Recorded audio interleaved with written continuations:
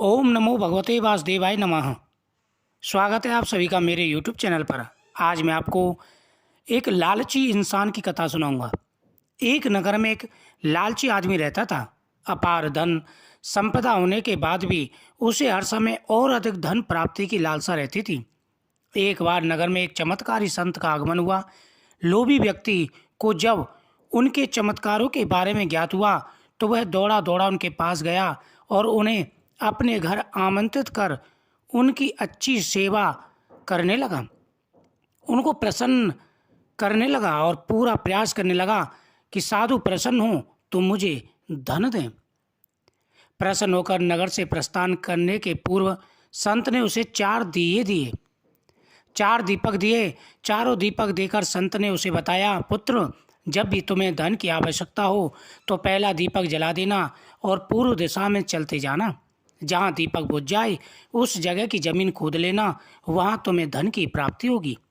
उसके उपरांत पुनः तुम्हें धन की आवश्यकता हुई तो दूसरा दीपक जला लेना, जिसे लेकर पश्चिम दिशा में तब तक चले जाना जब तक वह बुझ ना जाए।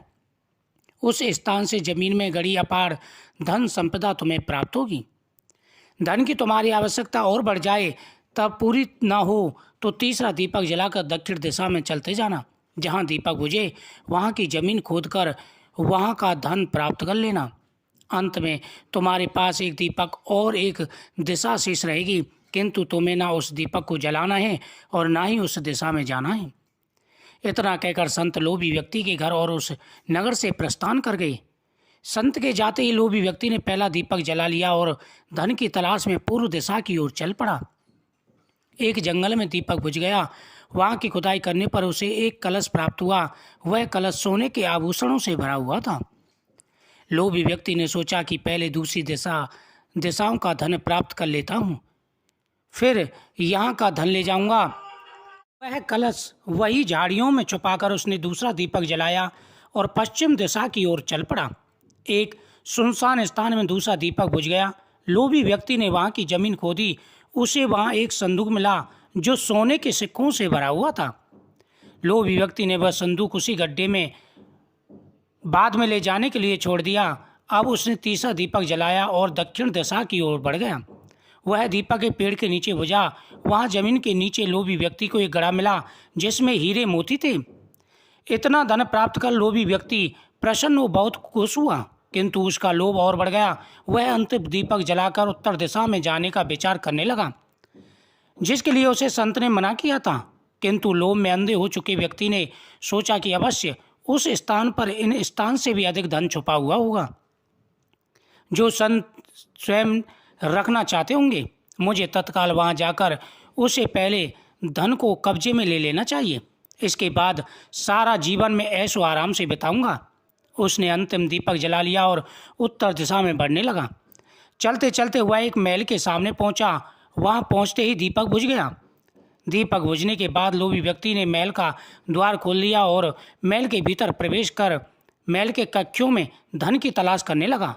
एक कक्ष में उसे हीरे जवाहरातों का भंडार मिला, जिन्हें देख उसकी आंखें चौंधिया गईं।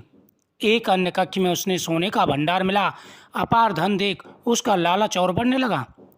कुछ आगे जाने पर उसे चक्की चलाने की आवाज़ सुनाई पड़ी। वह एक कक्ष से आ रही थी।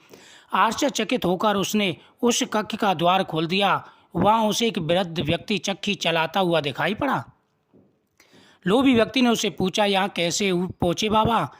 क्या थोड़ी देर तुम चक्की चलाओगे? मैं जरा सांस ले लूँ, फिर तुम्हें पूरी बात बताता हूँ।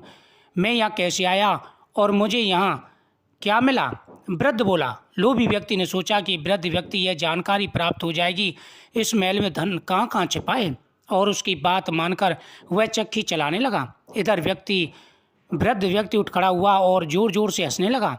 उसे हंसता देख लोभी व्यक्ति ने पूछा, ऐसे क्यों हंस रहे हो?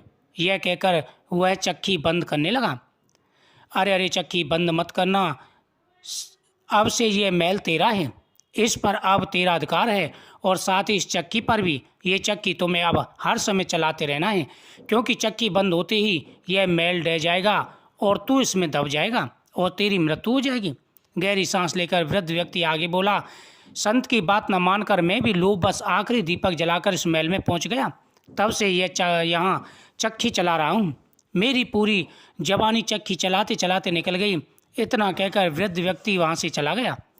जाते जाते बताते जाओ कि इस चक्की से छुटकारा कैसे मिलेगा? लोभी व्यक्ति ने पूछा। जब तक मेरे और तुम्हारे जैसे कोई लोभ में अंधा व्यक्ति यहाँ ना आ जाए, तुम्हें इस चक्की से छुटकारा नहीं मिल सकता। इसलिए हमेशा कहा गया है कि लालच बुरी बला है। व्यक्ति को कभी भी लालच नहीं करना चाहिए। संतोष धन सबसे बड़ा है। जितना मिल जाए उसी में संतोष रहना चाहिए। ओम नमो भगवते वासुदेवाय नमः। वीडियो को शेयर करें, चैनल को सब्सक्राइब करें।